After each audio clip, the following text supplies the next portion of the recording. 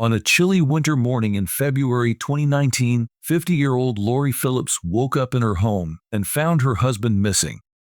As she searched for him, she caught sight of a dark figure through the window. The figure collapsed in the snow.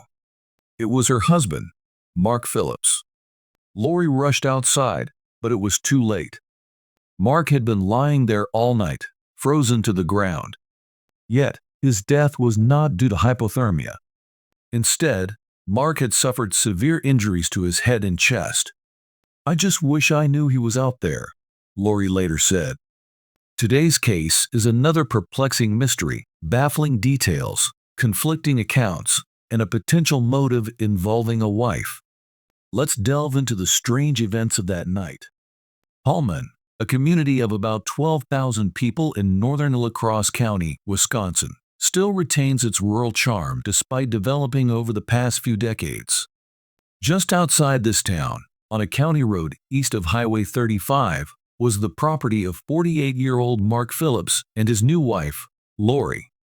In February 2019, Wisconsin experienced its usual cold, snowy winter. On the evening of February 22nd, several feet of snow covered the ground, with more snow predicted later that night.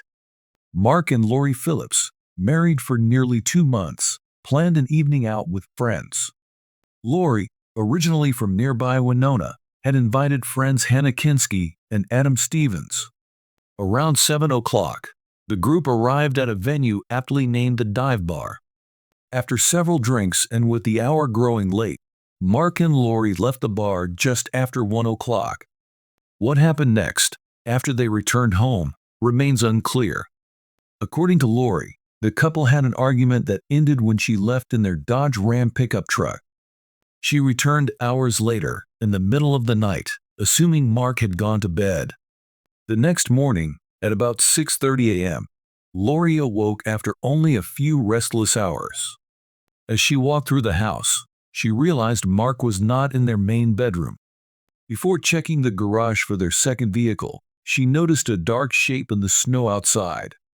Rushing out, she found Mark's lifeless body frozen to the ground. Lori ran back inside to call 911.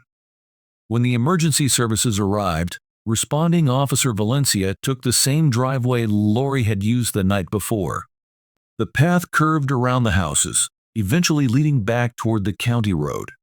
Near the bend, Mark Phillips was found next to a snowbank, partially concealed by 3 feet of snow, invisible from most angles on the driveway, but visible from the house. Sergeant Valencia spoke with Lori, who was distraught, insisting she hadn't known Mark was outside. She explained they had argued the night before, and she had driven away in the truck. Lori and Mark had married the previous December after 3 years together. Mark was a devoted father to 2 children from a previous relationship and had recently been offered a new job in Bismarck, North Dakota.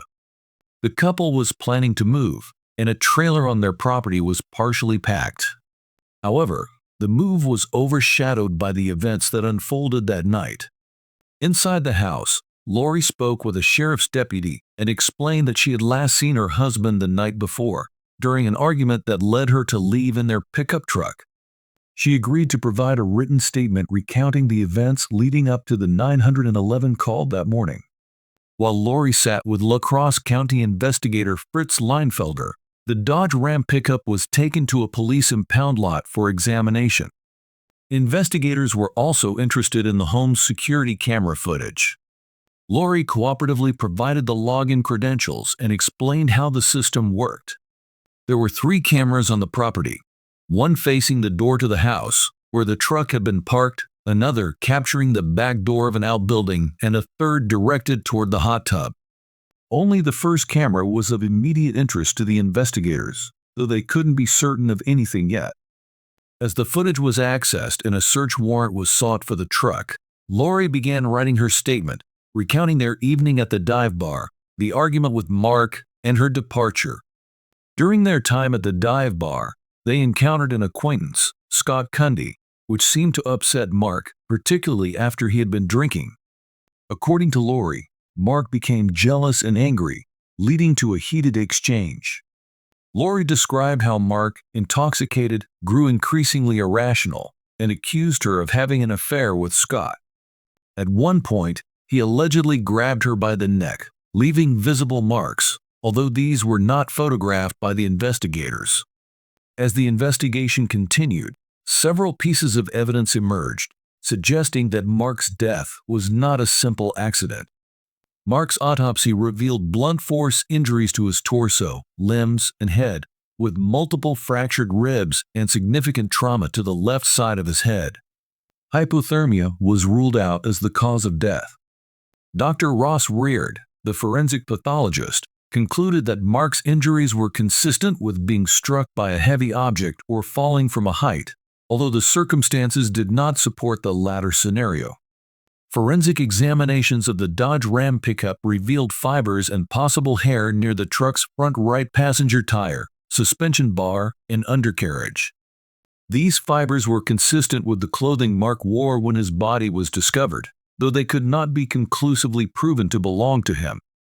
Investigators theorized that during the argument, Lori might have driven the truck down the driveway while Mark was in front, possibly hitting him and dragging him under the vehicle. Out of fear for her future, Lori might have spent the rest of the night away, only returning in the morning to feign discovering his body. Lori was arrested in June 2020 and charged with reckless homicide. During the trial in November 2023, the prosecution argued that her behavior after the incident was an attempt to cover up a crime. Lori's defense suggested that the incident was accidental, and they presented evidence to support their theory, including Lori's cooperation with law enforcement and her emotional testimony about her relationship with Mark. After 3.5 hours of deliberation, the jury found Lori Phillips not guilty. The verdict left Mark's family devastated and questioning the outcome, believing that key aspects of Lori's story had not been thoroughly examined. This concludes the strange and perplexing case of Lori and Mark Phillips. Thank you for joining us on this journey through one of the most mysterious events in recent times.